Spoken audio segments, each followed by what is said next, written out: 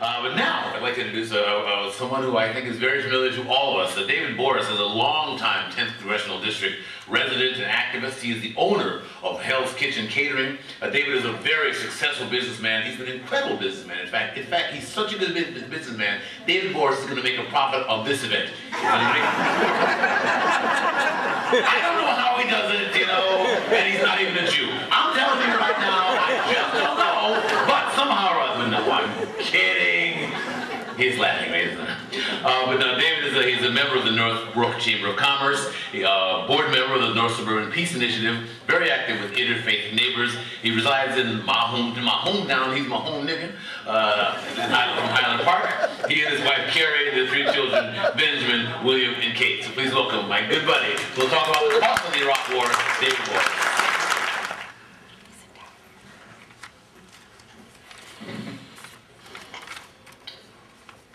In those last 15 seconds, American taxpayers have squandered another $125,000 on this military misadventure in Iraq. $500,000 a minute. By the time the evening is over 20 more Iraqi civilians will lose their lives, leaving behind grieving and embittered children, parents, cousins, and friends. And by the time the sun sets tomorrow, 3 more American servicemen and women and more than 2 will lose their lives. More than 2 dozen will be injured, many maimed for life, all while engaged in an unwinnable war. The cost of this war in lives and treasure is truly staggering. Over 3,700 American lives, almost 30,000 wounded, over 650,000 Iraqi civilians dead, over $1 trillion American dollars already wasted. 70% of the Iraqi population go without adequate water every day. 1 in 4 children malnourished. We could discuss tonight the costs to Illinois and to the 10th Congressional District. The 1,100 casualties, the 133 Illinois servicemen who will never come home. The $2 billion alone that this congressional district has spent in the last 4 years. $2 billion that could have hired over 31,000 school teachers, provided over 200,000 university scholarships, given health insurance to 750,000 people who every day desperately go without. But these are actually numbers you can find in a lot of places, and the piece that Jan talked about earlier from Michael McConnell and American Friends Service Committee, you can find on their website, and you can look at all of these numbers. I thought tonight what we really should be talking about is truth and courage. If the first casualty of war is truth, then this war's casualties began long before the first shot was fired. Truth went out the window when Mark Kirk stood in front of several hundred people in Highland Park in October of 2002 and told us that he had seen the evidence. He knew more than he could disclose to us. We're just the electorate, for goodness sake. He knew that there were weapons of mass destruction. He knew that we needed to go to war. And truth has yet to return. We need to have faith in the wisdom of the American people to make just and sound decisions if we just tell them the truth. No more lies, no more happy talk, no more wishing and hoping that it will all just magically get better. No more pretending that victory, whatever that means, is just around the corner. If we just kill enough of them, whoever they are, then stability and security will flourish. No, it is time for this congressman to level with us, for this administration to level with the American people. We cannot undo what we have done, but we can look squarely and honestly at the reality on the ground and make the hard decisions that we're capable of making while we still have the chance.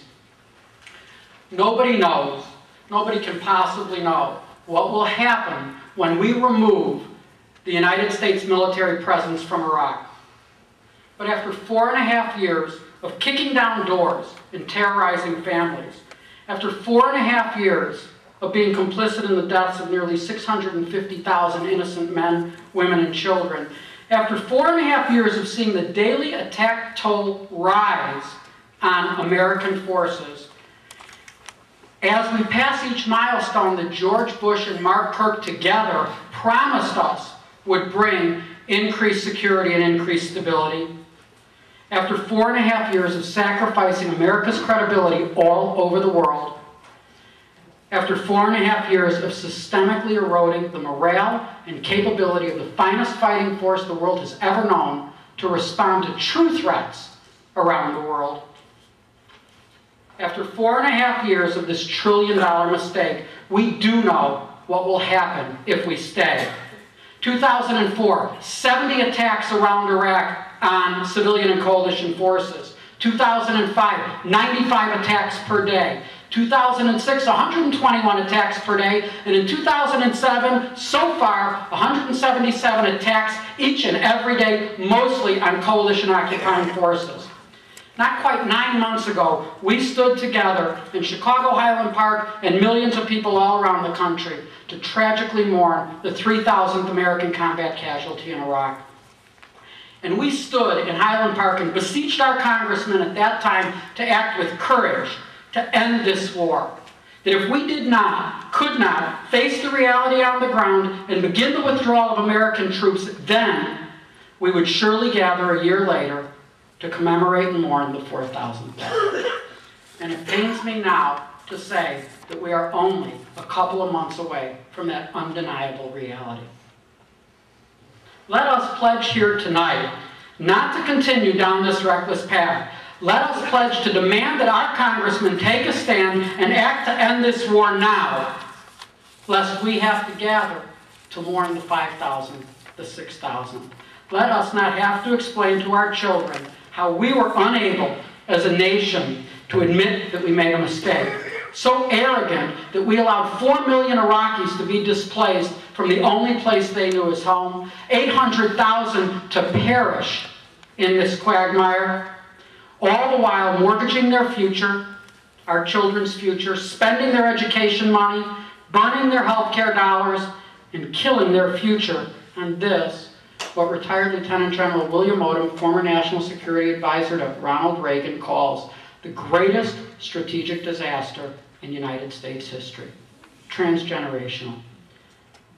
Congressman Kirk, save the children, end the war. Stop the killing, end the war. Congressman Kirk, show us courageous leadership or step aside, support our troops, and end this war. Thank you.